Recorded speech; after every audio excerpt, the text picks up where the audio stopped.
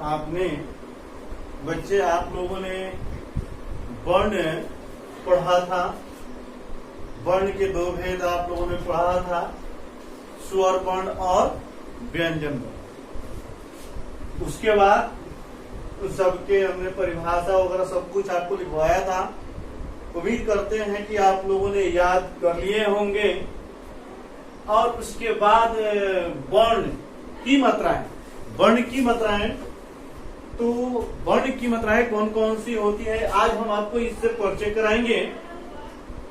व्यंजन वर्ण मतलब वर्णों की मात्राएं। व्यंजन वर्ण के उच्चारण में जिन स्वर मूलक चिन्हों का व्यवहार होता है उन्हें हम मात्राएं कहते हैं। अब ये मात्राएं कौन कौन सी हैं आप उनको देखेंगे। ये मात्राएं 10 हैं। ये 10 मात्राएं कौन कौन सी हैं। पहला आ की मात्रा, छोटी की मात्रा, बड़ी की मात्रा, छोटा ऊ, बड़ा ऊ, री की मात्रा, ए की मात्रा और ए की मात्रा, ओ की मात्रा और औ की मात्रा। ये हिंदी व्याकरण में मात्राएं 10 हैं। ये आप लोगों ने जाना कि मात्राएं कितनी होती हैं, तो 10 मात्राएं होती हैं। ये मात्राएं केवल व्यंजनों में लगती हैं। ये जो मात्राएं जो आपको हमने अभी बताया, आ की, छोटी ई, बड़ी ई, छोटा ऊ, बड़ा ऊ की मात्राएं जो भी हैं, यह केवल व्यंजनों में ही लगती हैं। जैसे हम देखेंगे, जैसे जैसे क्या, का, की, को, कु, क्री, के, कै, को,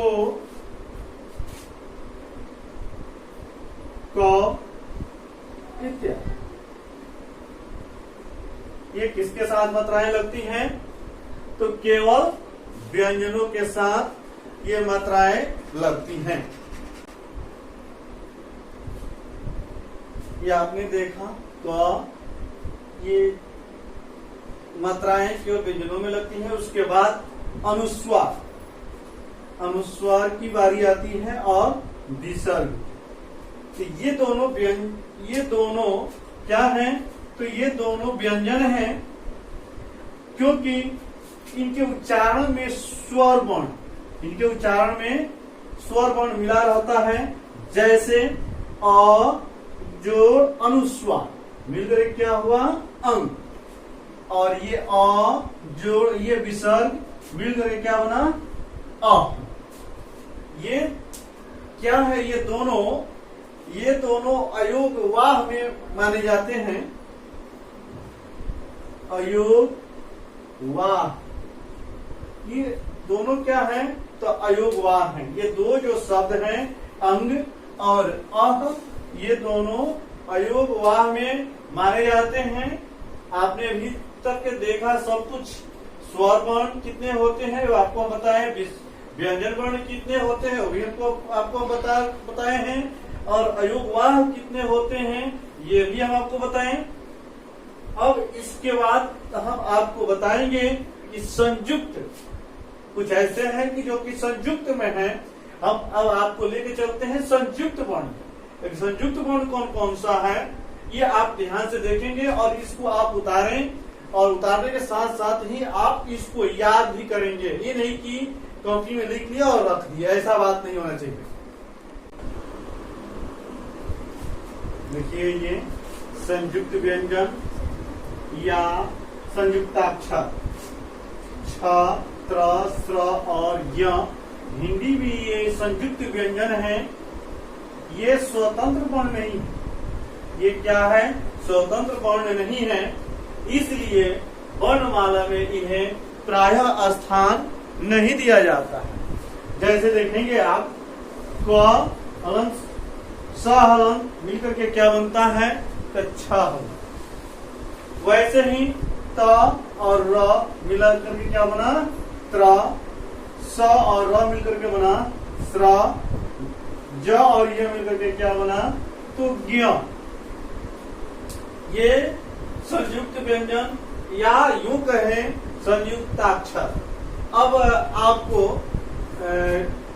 बताएंगे हम कि हिंदी व्यंजनों का उच्चारण स्थान, हिंदी व्यंजनों का उच्चारण स्थान, जैसे कि क का उच्चारण स्थान क्या है, ये अधिकांशतः परीक्षा में पूछा जाता है कि या कॉम्पिटेटिव एग्जाम हो या कोई भी अदरवाइज एग्जाम हो, उसमें पूछा जाता है कि च का उच्चारण स्थान क्या है, क का उच्चारण स्थान क्या है। तो आप उसको देखेंगे। इसके बाद मतलब ये आप उतारिए, उतारने के बाद हम आपको लेकर के चलेंगे कि हिंदी ध्वनियों के उच्चारण स्थान, मतलब हिंदी के ध्वनि जो है उसका उच्चारण स्थान क्या है, क या च या ट या अ या उ, जो भी है हम उसको आपको बताते हैं। पहले आप इसको उतार लीजिए।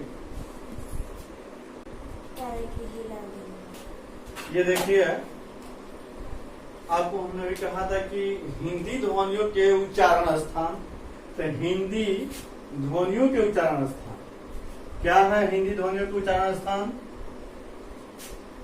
जैसे कि दंत यानी कि त वर्ग, जैसे में त, थ, द, ध और न, ये जितनी भी ये व्यंजन वर्ण हैं इनका उच्चारण स्थान त मतलब दंत से होता है। यानी कि त हमारा जीभ जो है जाकर के कहाँ सटती है, तो दांतों में सटती है, इसलिए ल और स इसका उच्चारण स्थान क्या हुआ तो दंत, ये दंत हो गया। अब जैसे कि आता है बारी ट वर्ग की, ट वर्ग यानी कि त, ट, थ, द, ध, अ, र, स, ये क्या है, तो इसका उच्चारण स्थान है मूर्धा, यानी कि मूर्धा से होता है। उसी तरह से ओष्ठ, ओष्ठ से क्या है तो यानी कि इसको हम कहते हैं छोटा ऊ और बड़ा ऊ, तो ऊ, उसके बाद है प वर्ग, यानी कि प वर्ग में क्या है प, फ, ब, भ, म। उसी तरीके से तालु, तालु में क्या है ई, च, छ, ज, झ, इय, यानी कि उसको कहते हैं हम चवर्ग या य और स, यानी कि तालु से इसका उच्चारण होता है, यानी कि हमारी जीभ जो है तालु में रह सकती है। उसके बाद ये कंठ की बात आती है, यानी कि अ, तो इसका दबाव कहाँ पड़ता है तो हमारे कंठ पे पड़ता है, तो अ, आ, क, ख, ग, घ, अंग। उसके बाद बारी आती है ह की। उसी तरीके से कंठ की बारी जो है, तो कंठ में क्या है तो अ, आ, क वर्ग, क वर्ग क्या है तो क, ख, ग, घ, अंग और उसके बाद ह। तो ये सब इसके हिंदी ध्वनियों के उच्चारण स्थान, हिंदी ध्वनियों के उच्चारण स्थान। तो आपका ये जो वर्ण है, ये वर्ण आपका यही समाप्त होता है। अब इसके बाद हम पढ़ेंगे अगले दिन हम आपको बताएंगे कि क्या पढ़ें। आज की पढ़ाई आपका यही समाप्त होती है। बच्चों आप इसको याद करें और लिखें। ये जो हिंदी व्याकरण जो है, हिंदी व्याकरण 1 से लेकर के 10+2 या ग्रेजुएशन में भी आपको पढ़ना पड़ता है ये हिंदी। तो थोड़ा बहुत करके अगर हम यहाँ से अगर शुरुआत करते हैं तो आगे वाले क्लास या वर्ग में हमको उतना मेहनत नहीं करना। तो इसलिए हम आपसे यही कहेंगे कि आप यहीं से शुरुआत करें। बाकी सब्जेक्ट आपको तो मिलेगा ही, जैसे ही स्कूल खुलेगा तो मिलेगा, लेकिन फिर भी आप यहाँ से शुरुआत करें। और याद करें और आगे बढ़ें।